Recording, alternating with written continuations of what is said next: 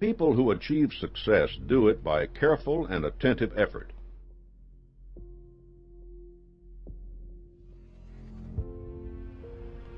Fairness and justice.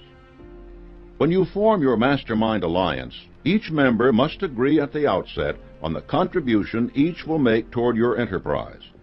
Everyone should also be agreed on the division of benefits and profits. Everyone must deal with everyone else on completely ethical terms. No member of the alliance should seek unfair advantage at the expense of others.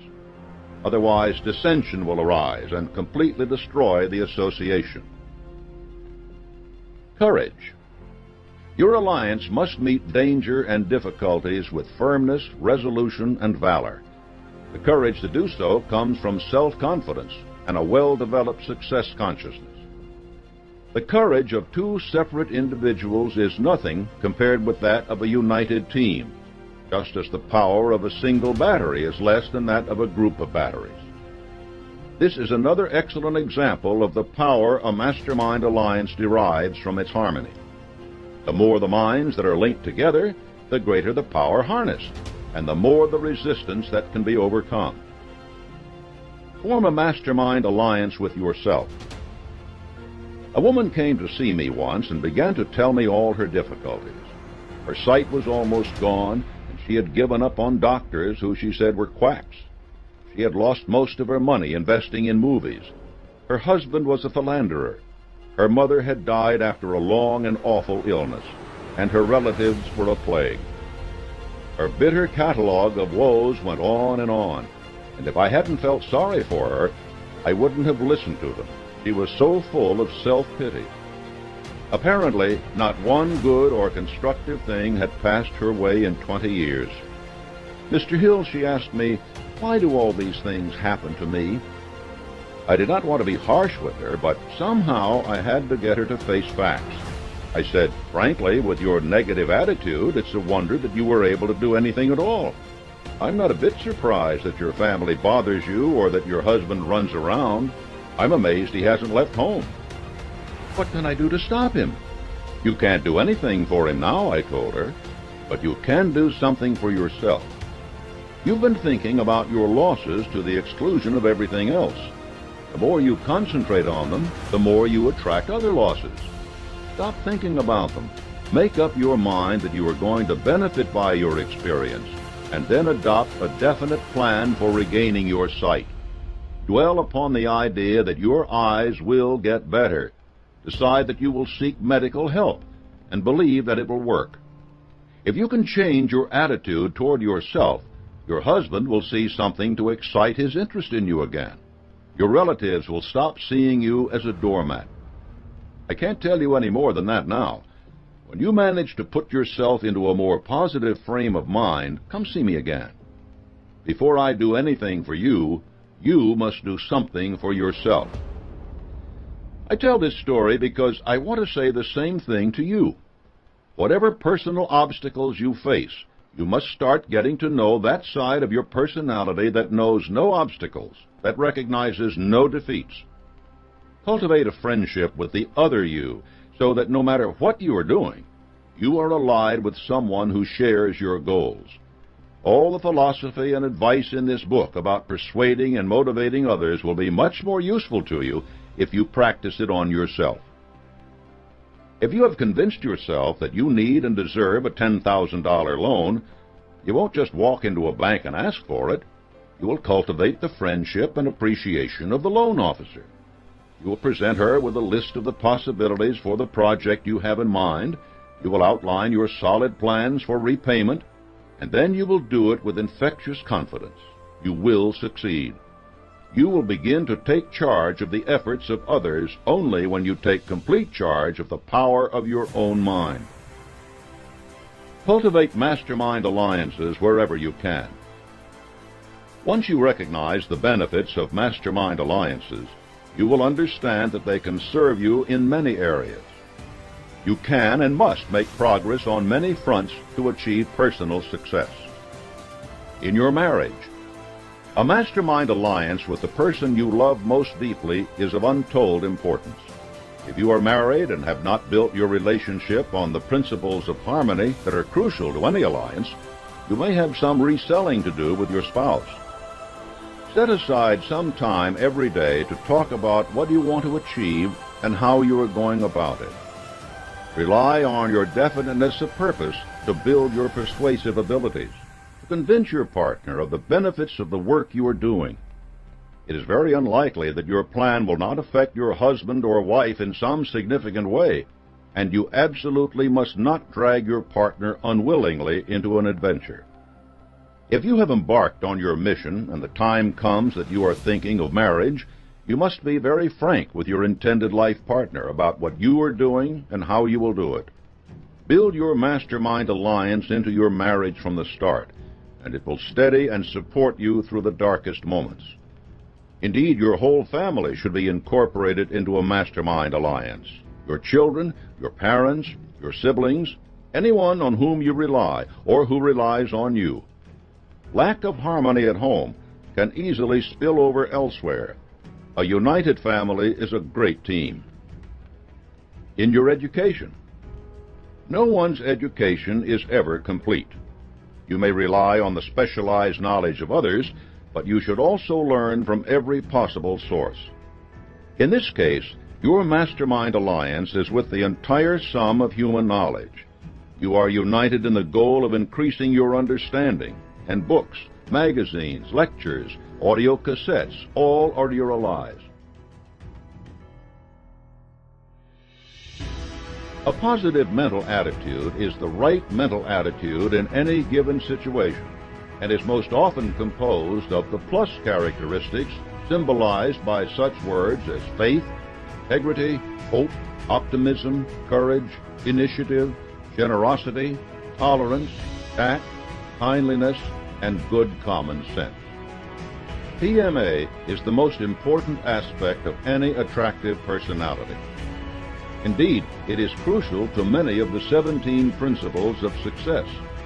PMA influences your tone of voice, your posture, your facial expressions. It modifies every word you say and determines the nature of the emotions you feel. It affects every thought you have and the results your thoughts bring you. For the sake of contrast, let's examine the effects of a negative mental attitude. It dampens your enthusiasm, curtails your imagination, undermines your desire to be cooperative, overthrows your self-control, makes you sullen and intolerant, and, as if these weren't enough, throws your reasoning out of gear. A negative mental attitude is so detrimental to your efforts that you are better off staying at home than venturing out into the world with it. It will only make you enemies and corrupt your good works and alliances. A lawyer who goes into court with the best case in the world will convince neither judge nor jury if her attitude is negative. What kind of confidence would you have in a sullen, pessimistic doctor, no matter how many degrees hang on the wall? None. People simply will not tolerate a bad mental attitude. In contrast, a positive mental attitude opens doors and allows you to display your skills and ambitions. Imagine that lawyer presenting her case with confidence, gaining the ear of judge and jury because she is distinctively self-assured. Wouldn't you rather be treated by a physician who sets you at ease, answers your questions plainly, and demonstrates a knowledge of his field? Building a positive mental attitude is part of the other aspects of an attractive personality. As you read on, you'll see how understanding and applying each of these points reinforces your PMA. Flexibility. Being able to adapt yourself quickly to changing circumstances and emergencies without panic or loss of temper is a significant skill as you struggle toward success. Having a flexible disposition means you must be like a chameleon, quickly harmonizing with your environment. This does not mean shedding your principles or altering your goals. A chameleon is still a chameleon, regardless of whether it is brown or green. Flexibility means recognizing that your own mental attitude toward a situation determines if it is a disaster or a boon.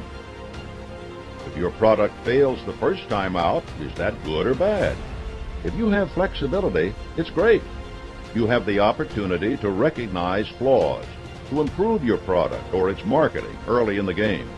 And because you have PMA as well, you are in an even better position to seize that opportunity. Flexibility also means that in every negotiation you understand that the other party's needs and demands are ways in which you can better render the service you are offering in exchange. If someone needs your product a week before you have planned to deliver, you can recognize that he or she will not be the only client to make such a demand. Here then is your opportunity to discover how you can produce faster and better. Sincerity of purpose. There is no substitute for real commitment to your definite major purpose. Sincerity of purpose, or its lack, writes itself so indelibly into your words and deeds that anyone can recognize it. Insincerity is evident in your expressions, in your trend of conversation, in everything you do. No amount of acting skill can disguise it. The yes man is a universal object of derision precisely because everyone recognizes his insincerity. But if you are possessed of real sincerity of purpose, it will be just as visible. Andrew Carnegie told me once how he called a new employee into his office to issue a directive. The man listened and looked him squarely in the eyes, and with a good-natured smile said, "All right, Chief, you're the boss, but I'm going to tell you that your request is going to cost you money because you haven't investigated this matter as closely as I have." Something about his assured manner, with no hint of insubordination, convinced Carnegie to delay his decision and investigate further. He discovered that he had been wrong, and his new employee was right. That man was Charles M. Schwab, who eventually brokered the deal between Carnegie and J.P. Morgan that founded U.S. Steel. Schwab then went on to start up the mammoth Bethlehem Steel. He began his rise to prominence on the simple basis of his sincerity of purpose in everything he did. Be sincere, first of all, with yourself, and you will steadily grow in self-reliance. If you have sincerity of purpose, it will strengthen every one of the other aspects of your pleasing personality. What better compass could you have at a moment you must demonstrate flexibility than a true and lasting dedication to your definite major purpose? Promptness of decision. Dilly-dallying does not inspire popularity. In this fast-moving world, those who do not move quickly cannot keep up with the parade. Successful people reach decisions definitely and quickly, and they become annoyed and are inconvenienced by others who do not. Prompt decision-making is a habit, and it is supported by your positive mental attitude, which gives you confidence. It is also closely tied to your sincerity of purpose. The more you are convinced of the value of your definite major purpose, the quicker you will be to discard distracting options and to select those which move you toward your goal. If your choice is between quick profit and a long-term relationship with a client, your sincerity of purpose allows you to make your decision quickly. Opportunity is everywhere, but it is fleet of foot. Even if you have the vision to recognize it, without a fast decision on your part, it will be gone. Courtesy. The cheapest and most profitable quality in the world is courtesy. It is absolutely free, save for the moments it takes to express it. Unfortunately, today it is also scarce, thus all the more valued when displayed. Courtesy is nothing more than the habit of respecting other people's feelings under all circumstances, the habit of going out of one's way to help the less fortunate, the habit of controlling selfishness in all forms. Do not mistake high-flown manners for courtesy. Using the correct fork at dinner will do nothing to appease the company president whom you insult by dominating the conversation. Courtesy demonstrates the self-awareness born of your positive mental attitude and projects the worthiness of your goals and proposals. Tact. There is a right moment and a wrong moment for everything. Tact is the habit of doing and saying the right thing at the right moment. Tact is so closely related to courtesy that you cannot practice one without the other. It is an invaluable skill, just as noticeable for its absence as for its presence. Here is a list of the most common ways people show their lack of tact. 1. Carelessness in their tone of voice, often speaking in gruff, antagonistic tones. 2. Speaking out of turn, when silence would be more appropriate. 3. Interrupting others who are speaking. 4. Overworking the personal pronoun so that every sentence features the word I. 5. Asking impertinent questions, often to impress others with their own importance. 6. Injecting intimately personal subjects into the conversations when such subjects are embarrassing to others.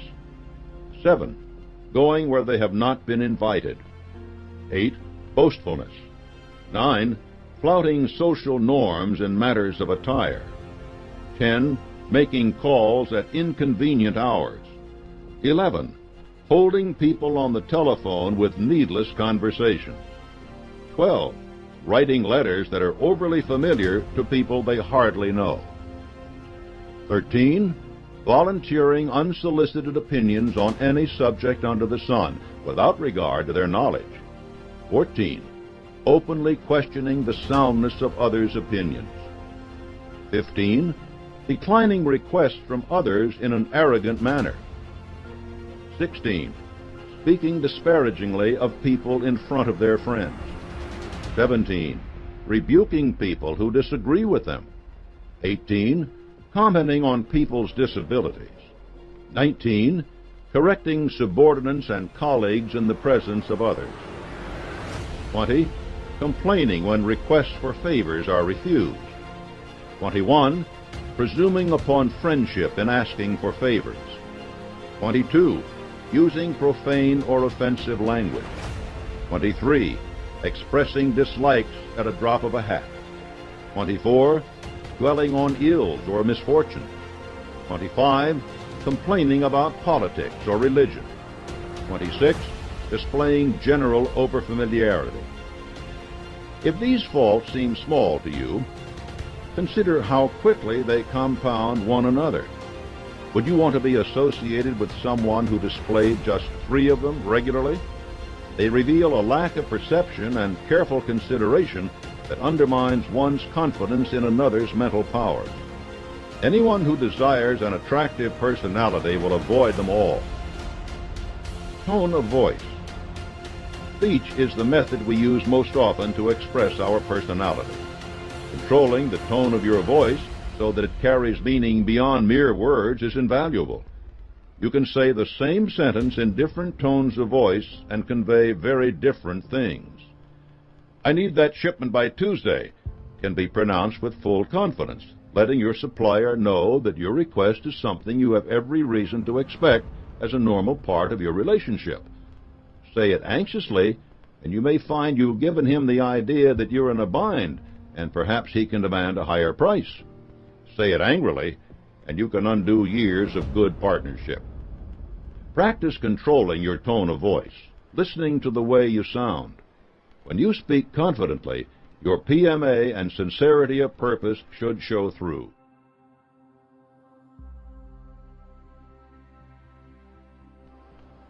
The habit of smiling. Don't underestimate the importance of a frequent and sincere smile in making your personality appealing to others, or its effect on yourself. Try smiling the next time you're angry. This simple action is calming, and it's a reminder of the positive focus you want in your mental attitude. A smiling face defeats the cruelest of antagonists, for it is difficult to argue with someone who smiles while speaking. Practice smiling in front of a mirror, preferably while working on voice control. The two aspects are related, both in the way others will perceive you and in their effect on your own actions. Facial expression. Here is another facet of an attractive personality that goes together with your tone of voice and your smile. You can tell a great deal about what is going on in people's minds by the expressions on their faces. Each of us makes judgments on this basis all the time. Master salespeople are particularly good judges. The more you learn to be aware of and in control of your facial expressions, the better you will be able to interpret the expressions of others. And since you'll already be in front of the mirror to practice your tone of voice and smile, you will have the perfect opportunity to develop this aspect as well. Tolerance. Tolerance is the disposition to be patient and fair toward those whose opinions, practices, and beliefs differ from yours. Holding your mind open to new ideas and new information is not simply a way to make yourself more pleasing to be around. Though it is closely related to tact as a social skill, tolerance makes you better able to identify and seize advantages. You may not make every new idea you encounter your own, but you will examine and try to understand it. Intolerance brings a host of disadvantages. 1. It makes enemies of those who would like to be friends. 2. It stops the growth of the mind by limiting the search for knowledge. 3. It discourages imagination. 4. It prohibits self-discipline. 5. It prevents accuracy in thinking and reasoning. The more intolerant you are, the more you close yourself off to the diversity of the world and to the power of the spiritual side of the mind, which can flourish only when it is ready to accept new ideas. Frankness of manner and speech. Everyone resents people who use subterfuge instead of dealing frankly with associates. People who are so slippery that they cannot be pinned down to direct, clear-cut statements cannot be depended upon. The problem with these people is not that they lie outright, but that they do what amounts to the same thing. They deliberately withhold facts from those who have a right to know them. This is base dishonesty, which undermines the soundest characters. Truly sound characters have the courage to speak and deal directly with people, and they follow this habit consistently, even though it may at times be to their disadvantage. If you read about some of the earlier aspects and assume that they could be used to engage in deceitful schemes, you are vastly mistaken. Without true frankness, none of your other skills will be successful. If you have to resort to trickery, what kind of confidence do you have in your definite major purpose, and what kind of attitude are you approaching it with? A keen sense of humor. A well-developed sense of humor aids you in becoming flexible and adaptable to the varying circumstances of life. It allows you to relax and remain human in the midst of pressure, instead of becoming cool and distant or angry and bitter. It keeps you from taking life too seriously. People who cannot laugh when laughter is exactly what is called for are denying themselves a wonderful mental tonic. If you discover some flaw in your product or plan, recognizing the comedy of the situation allows you to back up and start again. Otherwise, you will be trapped in your frustrations. And a sense of humor makes the simple act of smiling so much easier and does wonders for your PMA. Faith in infinite intelligence. Faith is woven into every principle of the philosophy of achievement. Faith is the essence of every great achievement, no matter what its nature or purpose. Neglecting your faith while carrying out your definite major purpose would be like trying to study astronomy without referring to the stars. Faith is so important that it is actually one of the other 17 principles of success. Will be covered in more detail in the following chapter. Faith in infinite intelligence inspires faith in other human beings as well. Confidence begets confidence. Those who have faith in infinite intelligence, faith in themselves, and faith in others inspire others to have faith in them. The greatest outlet for the expression of initiative, imagination, enthusiasm, self-reliance, and definiteness of purpose is faith. The human mind is an intricate machine designed to accomplish things. The power that operates this machine comes from outside the mind, and faith is the master gate through which we gain full and free access to that tremendous power. The mechanism which opens that gate is desire or motive. There is no other way to open the gate. It is opened by degrees, which are dependent on the intensity of those same motives and desires. Only a burning desire will open the gate to its fullest. A burning desire is accompanied by deep emotional feeling. Purely logical motives do not open the gate as widely as those which spring from the heart. Faith wipes out obstructions like intolerance by freeing your mind of human limitations. For what is intolerance but a closed mind?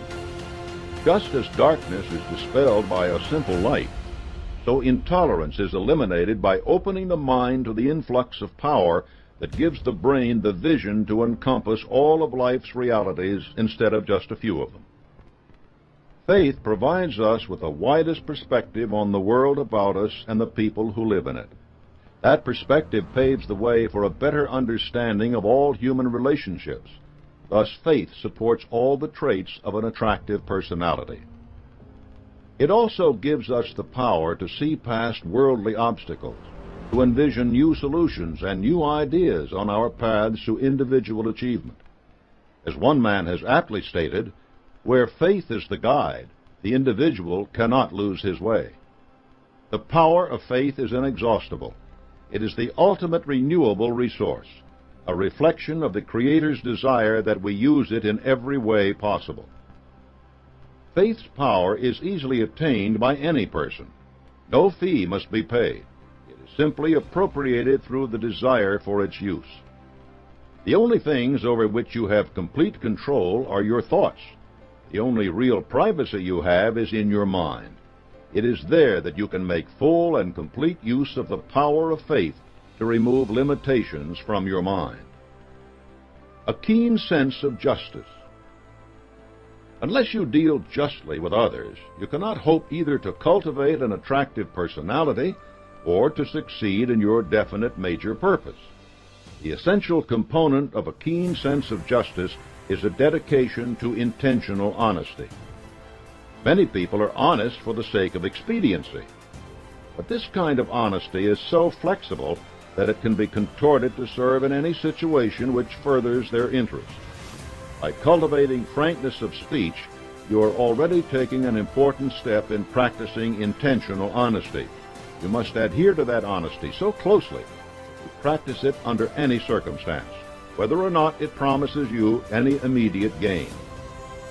Even if a keen sense of justice prevents you from seizing every opportunity, it carries with it a host of practical benefits. 1. It establishes the basis of confidence without which you cannot have an attractive personality. 2. It builds a fundamentally sincere and sound character, which by itself is a powerfully attractive trait. 3. It not only attracts people, but offers opportunities for real and lasting personal gain. 4. It builds your sense of self-reliance and self-respect. 5. It strengthens your relationship with your conscience, and thus allows you to act more promptly, since your motives and desires are clearer. 6. It attracts worthwhile friends and discourages your enemies. 7. It opens your mind to faith. 8. It protects you from destructive controversies. Consider how often people of prominence are laid low by revelations of impropriety. 9. It inspires you to move toward your definite major purpose with greater personal initiative. A keen sense of justice is not merely a tool for gaining material rewards. It enhances every human relationship. It discourages avarice and selfishness and gives you a much better understanding of your rights, privileges, and responsibilities. With it, every aspect of an attractive personality grows stronger. The appropriate use of words.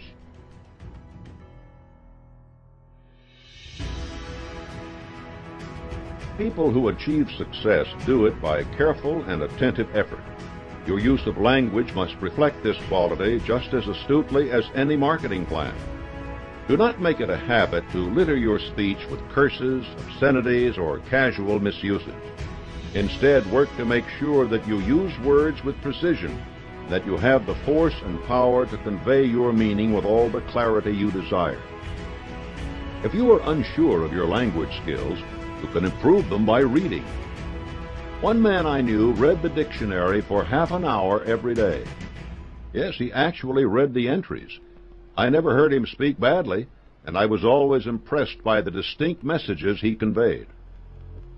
If this approach strikes you as too academic, consider the wide variety of self-improvement books and tapes which offer programs for vocabulary expansion. You cannot lose by increasing your mastery of language. Doing this will also rid your speech of cliches and other overused words which make your conversation leaden and induce sleep, not excitement, when you talk. This skill is so important because people make many assumptions about you based on the way you speak and write. If your conversations and letters are direct, clear, and easily comprehended, all the other aspects of your attractive personality will be revealed much sooner and in much better light. And without the deft use of language, the harmony of a mastermind group will be disrupted by confusion over goals and the means for obtaining them. Effective speech. There is more to effective speech than the vital aspect of appropriate word choice. Combining frankness, word choice, and other aspects of a pleasing personality will make you a powerful communicator, able to speak with conviction and persuasion, whether you are addressing a convention, a round table, or one person. Dramatic, inspiring speech has had incredible influence on the course of civilization. The destiny of nations has been changed and defined by the power of those who know how to speak effectively. Those people have earned a permanent place in history. Your ambition may not be so grand, though why shouldn't it? To master dramatic technique, you must learn to speak forcefully in ordinary conversation. If you practice putting the necessary feeling behind every word you utter in every conversation you have, you will be much more effective in formal presentation. No amount of dramatic technique, however, will bring an audience back from the dead. There's an adage, know what you wish to say it with all the feeling you command, and then sit down. The last two words are the key here. Remember to keep your speeches short. As soon as you have conveyed your point, stop. Long-winded speakers tax the alertness of their audiences and show no respect for their time. They fail to persuade anyone. You will fail just as surely if you do not focus your speech in a way that is applicable to your listeners. Do not use jargon or technical phrases with people who are new to your service or product. Remember that examples and illustrations add drama to your speech. Make your message hit close to home. If you are presenting a new computer system to a business that has never even used computers before, and you ramble on about LANs and Pentium chips, you will soon face a room full of sleepwalkers. Tell them instead how you can link their employees together, how quickly information can be shared, and how fast and efficiently your technology will allow them to work. You will face a room full of people eager to do business with you. As you speak, make good use of gestures. Avoid running your hands through your hair or shoving them in your pockets. Watch public speakers at every opportunity to learn how they employ their hands for emphasis. And practice this in front of a mirror, just as you practice your smile and facial expressions. The effort you have devoted to controlling your tone of voice will pay off handsomely in your public speaking. You will convey enthusiasm, confidence, and importance through your tone of voice. Enthusiasm is the core element of any speech, for it underlies your ability to bring all the above aspects of good public speaking into a harmonious whole. It is very hard for listeners not to be affected by genuine enthusiasm. It's contagious. If you have sincerity and true confidence in your definite major purpose, you will have no trouble giving demonstrable feeling to what you are saying, and that is the essence of effective speaking. Emotional control. Much of what we do is directed by our feelings. Since our feelings can lift us to great achievements or hurl us down to defeat, we owe it to ourselves to understand and control them. The first step is to identify the feelings which motivate us. There are 7 negative emotions and 7 positive. The 7 negative emotions are 1. Fear, discussed in the next chapter. 2. Hatred. 3. Anger. 4. Greed. 5. Jealousy.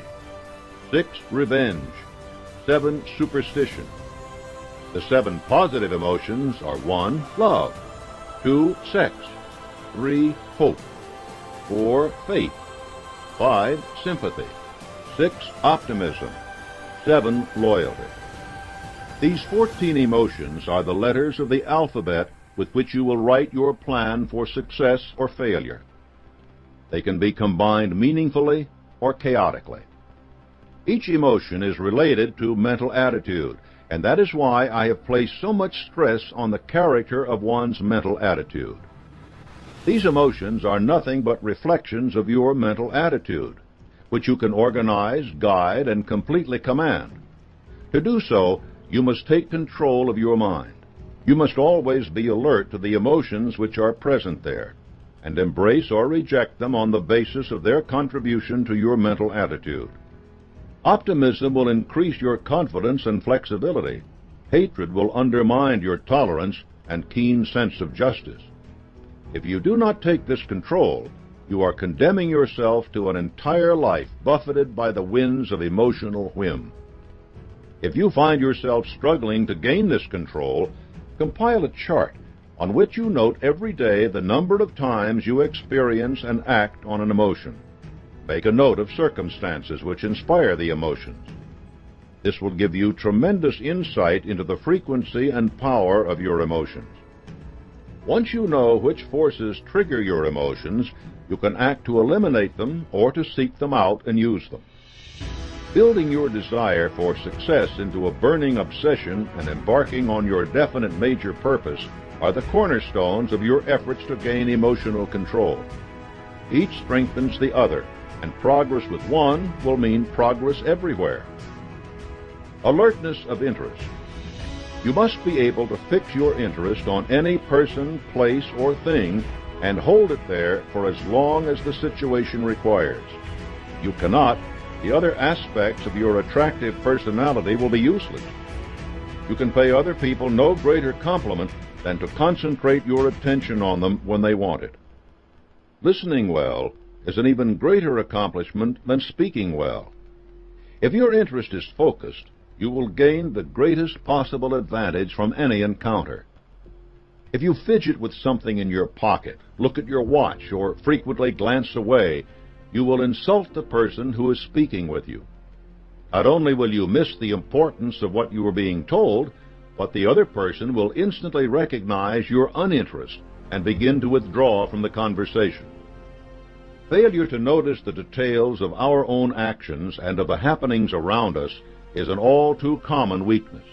Did you miss that moment of hesitation before your prospect agreed to your proposal? Recognizing it could lead you to discover some better way to offer your service.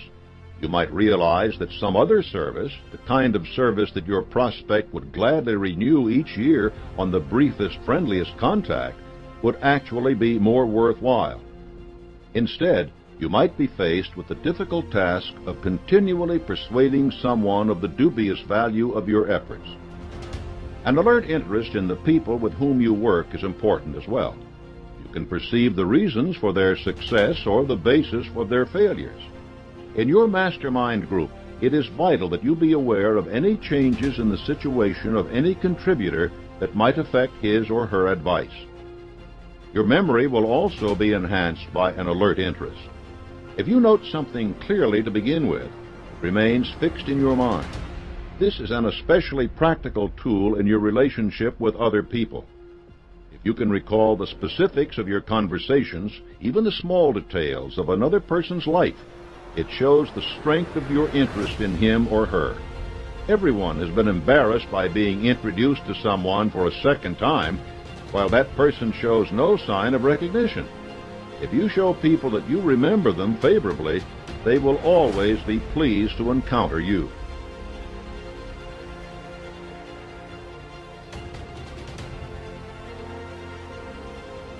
Versatility. No matter how much you know about the field of your endeavor, unless you can display a general interest in the world at large, no one is going to find you attractive. You and your associates may thrive on speaking for hours without end about the work you are doing, but you will be as unwelcome as the dentist among other people in a candy shop. Keep yourself acquainted with the issues of the day and maintain a few pursuits other than your business. They will broaden your character and deepen your knowledge of yourself as well. If you understand yourself, you will be better able to understand others, and they will appreciate you more for it. Fondness for people. Just as a dog can sense those who do or do not like dogs, people recognize very quickly whether they are dealing with someone who likes other people. They resent those people with a natural dislike for their fellows, and they are attracted to those who possess genuine enthusiasm. Even if you think you can cloak your dislike with appealing mannerisms, others will sense your lack of human affection. Guard your thoughts against uncharitable impulses, and pay particular attention to your temper. Temper is nothing but uncontrolled emotion, and when your emotions are out of control, you may suddenly say and do things which will cause you and others great injury. A person with an uncontrolled temper has a tongue that is mounted on ball bearings and swings widely and freely, with an edge as sharp as a razor blade. Impatience with others is a visible expression of selfishness and lack of self-discipline. So, too, is a constant display of defeatism. You do no one any favors by harping on your recent misfortunes or your feelings of aimlessness. People will forgive those who aim high and miss. A person who not only lacks the get-go to make an effort, but reminds others of it endlessly, shows no fondness for the humor of other people. Show an alert interest, tolerance, and respect for others, and they will instinctively do the same for you. Humility. Arrogance, vanity, and egotism are never found in someone with an attractive personality. Don't mistake humility for timidity. True humility is a recognition that even the greatest folk are, in the scheme of human existence, only fragments of the whole. Recognize that the blessings you have are a gift to be used for the common good, not topics for every conversation. If you struggle with this issue, turn to your alert interest in others to keep you focused on topics other than yourself. As your faith grows, so will your recognition of the importance of the greater world and its value. People who are strong in faith are always humble of heart, and these qualities are always much admired. Effective showmanship. This is the result of the proper blend of many aspects of an attractive personality: facial expression, tone of voice, appropriate word choice, effective speech, emotional control, courtesy, versatility, mental attitude, sense of humor, and tactfulness. Together, they allow you to gain favorable attention whenever necessary. Showmanship does not imply grandstanding, clowning around, wisecracking, or gossiping. These qualities certainly grab attention, but they are tiresome and often dangerous. Effective, positive use of the traits which combine to form good showmanship will serve you well whether you are dealing with one person or 1,000. Clean sportsmanship. Win without boasting, lose without squealing, and others will soon respect you. Athletics can make this a habit in many people, but even if you have never set foot on a playing field or a court, you can inspire others to cooperate with you if they know that at the end of the game, your presence will not be unbearable. Your outside interests are a good place to cultivate this trait. Flexibility, tact, and humility will aid you in its display. Let your manner always be friendly, no matter what the outcome, and people will be glad to have worked with you. A good handshake. This is a simple skill, really, but it is invaluable at first impression and every time a contact is renewed. Make your grasp firm and friendly, not crushing. You want to establish enthusiasm and cooperation, not competition. A limp handshake will display disdain or weakness. Coordinate your handshake with a greeting and grip the other person's hand for emphasis on key phrases. Maintain your grip as long as you speak your greeting in order to strengthen the impression you are making. Be direct and assertive in your greeting, and people will associate those qualities with the whole of your personality. Personal magnetism. This last trait is a polite way to describe sexual energy. Of all the aspects of an attractive personality, this is the only one which is innate and cannot truly be developed by personal effort. You have what you are born with, and you cannot increase it, but you can use it. Sexual energy is a driving universal force. If you project it, it will aid you only if you use it properly. Proper use does not mean the physical seduction of your associates and business prospects. That way lies chaos, and such behavior is hardly consistent with other aspects of an attractive personality, such as honesty. Rather, you should channel its energy into your efforts, making them, not your body, the source of appeal to others. Use your sexual energy to build your enthusiasm, to display your genuine fondness for people, to burnish your style and tone of voice. Your gesture and posture, too, will reflect this quality. Sexual energy is a powerful factor in an appealing personality, but it will help you only if you have refined every other trait. Clearly, all the aspects of an attractive personality rely upon and augment one another. Some, like a good handshake, can be learned quickly. Others require habitual effort on your part. Analyze your personality carefully and honestly to make sure that it embraces no displeasing traits. Even your best friends will not tell you of these aspects of your personality which may be attracting misery, opposition, and defeat.